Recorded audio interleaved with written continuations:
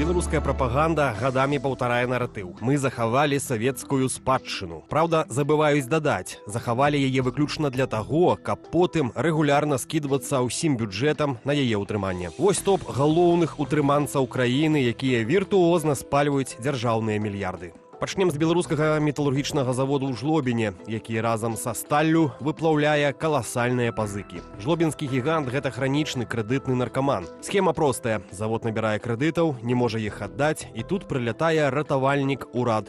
Дзяржава выпускае адмысловыя аблігацыі альбо проста загадвае дзяржбанкам прабачыць пазыкі і выдаць новыя. На другім месцы МАЗ. Нашу тэхніку ведаюць у свеце, але па рынкавых коштах не купляюць. Там у МАЗ працуе як вечны рухавік. Дзяржава выдзяляе грошы на мадэрнізацыю. МАЗ збірае аўтобусы. А потым урад за бюджэтны кошт прымушае айчынныя аўтапаркі купляць гэтую тэхніку. У выніку ўсе пры справе, акрамя цвярозага сэнсу. Трэці нумар – беларуская цэментная кампанія. Тут рэцэпт стратнасці яшчэ больш абсурдны. Урад узяў астранамічныя кітайскія крэдыты, каб павялічыць вытворчасць. Але пакуль заводы будавалі, Расія, галоўны пакупнік, адкрыла свае прадпрыемствы. Дададзім сюды дарагі газ, які патрэбны для вытворчасці, і на выхадзе атрымаецца цэмент з залатым сабекоштам, які нікому не патрэбны ў такіх аб'ёмах. Чацвёртая пазіцыя – менскі камволь, улюблёная цацка дыктатара. Туды ўбухалі столькі грошай, што касцюмы з гэтай тканіны мусяць быць з плацінавых нітак. Попыту няма, але зачыніць вытворчасць нельга. Трэба ж ствараць прыгожы малюнак для тэлевізара. Замыкае пяцёрку дрэваапрацоўка. Мадэрнізацыя барысаў дрэва і фандока за мільярд евро ўжо стала анекдотам. Мільярд паспяхова перапрацавалі ў пілаванне, а зарабляць заводы так і не навучыліся. Каб яны не збанкрутавалі, урад пастаянна гасіць за іх працэнты па крэдытах. Чаму гэты атракцыён шчодрасці не спыняецца? Бо калі зачыніць гэтыя зомбі, тысячы людзей застануцца на вуліцы, а гэта рызыка сацыяльных пратэстаў, чаго ўлады баяцца больш за ўсё. Таму дзяржава працягне адбіраць грошы ў паспяховых прыватнікаў і звычайных падаткаплатнікаў і спальваць іх у топках стратных заводаў.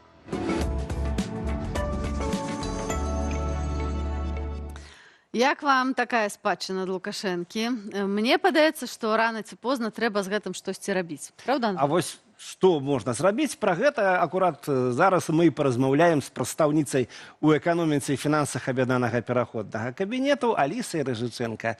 Аліса, прывітанне. Вельмі рада цябе бачыць. Прывітанне. Прывітанне. Ну, тэма вельмі глобальная, але і цікавая, таму што гэта наўпрост ад гэтага залежыць дабрабыт, у тым ліку нашай нацыі. Праўда? Я ведаю, што вы распачалі досыць маштабны праект, які хоча гэтую тэму агарнуць. Раскажы, падзяліся, як прыйшла гэта ідэя, чаго хочаце дасягнуць?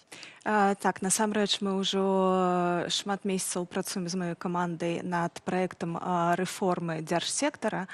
Гэта ўключае не толькі пакладзеныя на паперы рэформы, якія датычацца прыватызацыі ці рэструктурызацыі дзяржпрадпрыемства, але гэта таксама платформа, якая з дапамогай штучнага інтэлекта і асабістых алгарытмаў дае дадзеныя, аналізуе дзяржаўныя прадпрыемствы на падставе фінансавых паказчыкаў і дае рэкамендацыі гэтым прадпрыемствам, што з імі рабіць. Ці рэструктурызаваць, ці зачыняць, ці прыватызаваць, ці накіроўваць туды дзяржінвестыцыі.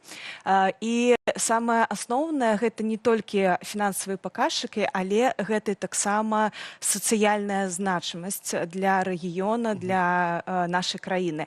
Таму што адно, калі мы гаворым, напрыклад, пра прадпрыемства ў Менску, нейкі завод, і калі мы гаворым, напрыклад, пра нейкі завод у маленькім горадзе, дзе ёсць там 100 тысяч насельніцтва, і гэты завод з'яўляецца асноўным месцам працы для гэтых людзей. Які-небудзь Жлобін, дзе жлобінска металургічна, гэта аснова жыцця. І гэта зусім іншыя рэчы, і таму падыход да гэтых прадпрыемстваў павінен быць розны. А вот глядзі, пэўна ж нейкі ёсць нейкая афіцыйная статыстыка, которая аналізуе, якую можна зразумець, а колькі яны смокчуць датацыі з дзяржбюджэта, гэта дзяржсектар, быццам бы эканоміка, которая датуецца. Вось хто яны, тыя, которые зжыраюць, і сколькі яны зжыраюць? І пытанне, ці можна давяряць тым афіцыйным дадзеным, да якіх вы маеце доступ? Так, насамрэч, афіцыйныя дадзеныя, гэта была самая велізарная праблема, калі мы распрацоўвалі нашу платформу, таму што прадпрыемствы дзяржаўныя справаздачацца па-рознаму, і больш за таго, адно прадпрыемства кожны год можа справаздачацца ў рознай форме на розных сайтах, на розных пляцоўках. І мы фактычна ўручную шукалі гэтыя дадзеныя. Афіцыйная статыстыка, яна дае больш агульную картыну, а мы маем тыя дадзеныя па кожнаму прадпрыемству дзяржаўнага, і мы зараз запусцілі платформу са 100 пілотнымі прадпрыемствамі, і далей мы будзем дапаўняць усё больш і больш. Першы крок — гэта 700 прадпрыемстваў, якія мы хацім аналізаваць і ўнесці ў гэтую платформу. Такім чынам, афіцыйная статыстыка, яшчэ нейкія дадзеныя. Фінансавыя паказчыкі непасрэдна кожнага прадпрыемства, то есть гэта баланс аб прыбытках і стратах. Ну, то бок, гэта не нейкія там з хмурак нешта ўзятае, гэта абсалютна рэальныя дадзеныя, якія нам паказваюць, дэманструюць карціну. І якая ж яна, гэта карціна? Вот самае цікавае тое, што са 100 прадпрыемстваў толькі 12 з'яўляюцца фінансава паспяховымі. Ого! Вось. 12% прадпрыемстваў. Зафіксуем, Так. са 100 12. 12. Яшчэ каля 26 ці 25 прадпрыемстваў гэта устойлівыя прадпрыемствы. Але тут пытанне, як яны застаюцца устойлівымі і не пераходзяць у гэтую катэгорыю стратных, таму што насамрэч, калі мы аналізуем дадзеныя за некалькі гадоў, мы бачым, што гэта ствараецца за кошт таго, што адбываецца такі фокус бухгалтарскі, калі пераацэнка актываў происходзіць. Ну, напрыклад, калі ёсць сям'я, яна зарабляе адні і тыя ж грошы кожны год, але бярэ больш даўгоў. Але яна таксама ў свае доходы уключае то, што іх кватэры каштуюць кожны год трошкі больш. То бок гэта 120 так, пераацэнка актываў, калі мы наше абсталяванне ці будынкі ацэньваем за большыя грошы, чым яны каштавалі ў апошні год. Але насамрэч прадпрыемствы не сталі зарабляць больш грошай. І у них няма магчымасці пакрываць свае даўгі і запазычанасці. Што гэта за прадпрыемствы? Вось тыя, якія найбольш паспяховыя, і які прыклады можам паказаць, што дагэтуль працуе ў краіне? Краіна павінна ведаць сваіх герояў. Так. Насамрэч, вельмі складана сказаць, што гэта за прадпрыемствы, таму што мы бралі срэз, мы стараліся, каб усе прадпрыемствы былі пад розныя катэгорыі падыходзілі. Гэта і харчовыя прадпрыемствы, гэта і тэкстыль, гэта і прамысловасць перапрацоўчая. І паспяховыя прадпрыемствы ёсць у кожных з накірункаў. Няма такога, што вось толькі, напрыклад, харчовая прамысловасць працуе. Не, ёсць як паспяховыя, так і крытычныя прадпрыемства. Я не магу казаць вам зараз нейкія брэнды, таму што хачу застаць гэта да афіцыйнай прэзентацыі. Мы тут толькі приоткрываем. А тыя, которые в мінусе, таксама не назовеш сёння? Не, ў мінусе гэта шмат прадпрыемстваў, таксама харчовыя, напрыклад, малочная прадукцыя, гэта Полацкі малочны камбінат, Белак, напрыклад. Белакт. Са сваім унікальным лінейкай прадуктаў. Ён знаходзіцца ў крытычным стане, насамрэч, там зніжэнне выручкі, там рост даўгоў. Як жа славутая беларуская малочка? Ну, вось, насамрэч, там вельмі цікавыя дадзеныя, таму што, напрыклад, калі мы паглядзім на Полацкі малочны камбінат і глядзім на тое, што там страты кожны год растуць, пры гэтым растуць таксама расходы на управленчую дзейнасць. То бок начальнікі зарабляюць больш, а прадпрыемства страчвае. Все лагічна, у іх жа стрэс больш высокі. І яны выводзяць грошы на іншыя рахункі, як нейкія заробкі прадпрыемства. Аліса, што рабіць тады, вось, па вашых думках, з тымі прадпрыемствамі, якія складаюць большасць? І гэта прадпрыемствы стратныя. Агулам, якую стратэгію прыняць для таго, каб эканоміка ўсё ж такі развівалася? Хіба што ад прыватызацыі мы нікуды не дзенемся, але все памятаюць досыць негатыўныя эфекты ў 90-е. Вось ці ёсць нейкія рэцэпты, якія могуць дапамагчы правесці больш эфектыўна? Так, мы прапануем сістэму, перш за ўсё, якая стаіць на том, што гэта павінна быць паслядоўная прыватызацыя. Перш за ўсё, нам важна, каб была макраэканамічная стабільнасць у краіне і пачынаць прыватызацыю з паспяховых прадпрыемстваў. А якраз тыя, якія ў нас стратныя прадпрыемствы патрабуюць рэструктурызацыі, туды павінны накіроўвацца антыкрызісныя менеджеры, праводзіцца рэструктурызацыя, каб вывесці гэтае прадпрыемства, ну, хаця бы на нейкі такі устойлівы стан, каб потым прадаваць яго за добрыя кошты. Таму што калі мы пачнем прадаваць тое, што стратнае ці крытычнае, ну, мы не атрымаем нічога. Гэта робіцца. Так, мы нічога ад гэтага не атрымаем, і ніхто ад гэтага не выйграе. Ні горад, ні людзі, ні дзяржаўны бюджэт. Нам неабходна працаваць наадварот.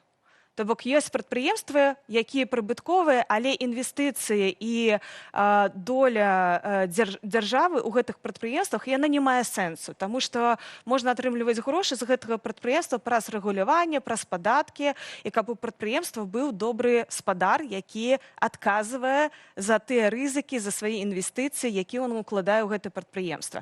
Дзяржаве не патрэбна валодаць гэтым прадпрыемствам, каб атрымліваць грошы з гэтага прадпрыемства.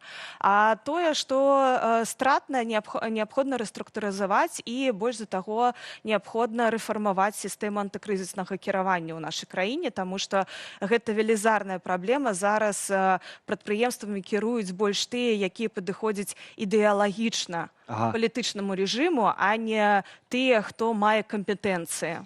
Што выпускае ваше прадпрыемства? Наше прадпрыемства выпускае ідэалагічныя ацэнкі эканомікі. Да? Я тут прямо уяўляю, як где-то там в Пухавічах ці Маладзечна умоўны такі, а можа і неумоўны, вельмі канкрэтны Мікалай глядзіць нас і такі: опять прыватизировать, а што ж людзьмі? А куда гэта ўсё? Всех звольняць. Звольніць і змацаць 10 000 ці сколькі гэта? Насамрэч, ужо шмат даследаванняў таксама. Колькі часу на самой справе ім жыць? Вось, даследавання таксама ёсць Сусветнага банка, якія даказваюць, што нашмат танней падтрымліваць людзей і гарады замест прадпрыемстваў стратных. Таму што калі мы будзем плаціць заробкі людзям просто так і пераабучаць іх паралельна на новую нейкую кваліфікацыю. Знаце, вам по 500, не обижайтесь. Гэта нашмат танней, чым плаціць усе здзержкі на прадпрыемстве. Гэта таксама энерганосьбіты, гэта таксама падаткі і так далей. Аліса, но такіх прыкладаў я, прынамсі, не чула. Ёсць прыклады, што такая мадэль спрацавала, што вось прадпрыемства мы там закрываем рэструктурызацыю, а людзям просто даем грошы? Базовый доход в Европе ёсць такая ідэя. Слухайце, гэта не значыць, што гэта нейкія рэцэпты для ўсіх прадпрыемстваў, якія там страты. І на ўвесь час, назаўсёды. І на ўвесь час, так. Галоўнае не тое, каб прадаць усё. Галоўнае, каб у дзяржаўнага бюджэта не было гэтага баласта. Таму што дзяржаўны бюджэт – гэта падаткі людзей. Гэтыя грошы лепш накіроўваць на нейкую сацыяльную падтрымку, чым на стратныя прадпрыемства. А стратныя прадпрыемства павінны перайсці спадару, які можа унесці свой унёсак у гэтае прадпрыемства і стварыць яго паспяховым, пашырыць, маштабаваць гэтае прадпрыемства, стварыць больш працоўных месцаў у горадзе, ў рэгіёне. Гэта не пра тое, што прадпрыемства будуць усе зачынены і людзі застануцца на вуліцы. Гэта комплекс мер разам з бізнесам і дзяржавай, які павінны быць распрацаваны, каб людзі, першае, атрымалі новую кваліфікацыю, па-другое, мелі працоўныя месцы і добрыя, эфектыўныя працоўныя месцы. Нідзе яны там па 300 атрымліваюць заробкі, а маюць магчымасць развіцця. Аліса, пабуду кепскім паліцэйскім. Звычайна, калі прыватнікі выкупаюць нейкія прадпрыемствы, панаводзяць эти рэструктурызацыі, звольняць палову людзей, ну, каб было больш эфектыўна. Вот. Вынік? Ну, слухайце, перш за ўсё, уся працэдура прыватызацыі, рэструктурызацыі, яна павінна быць празрыстай.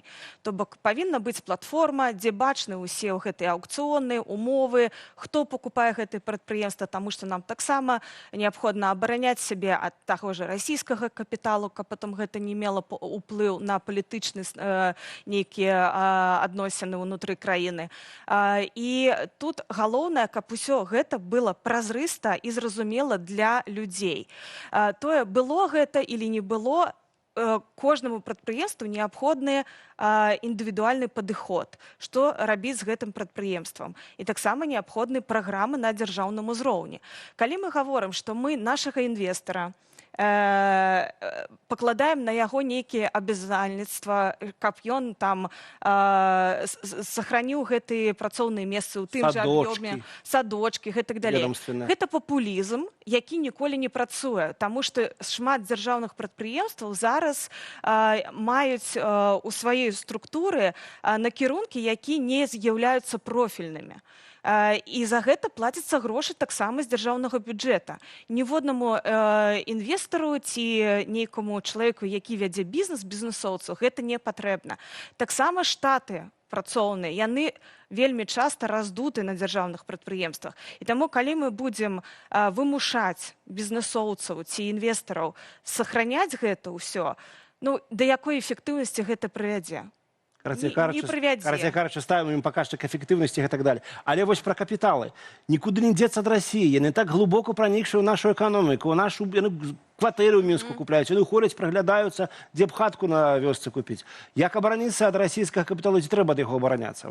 Трэба, канешне, таму што мы зараз бачым, напрыклад, добры прыклад, гэта Грузія, якая праводзіла вельмі паспяховую прыватызацыю ў 2006-2012 годзе.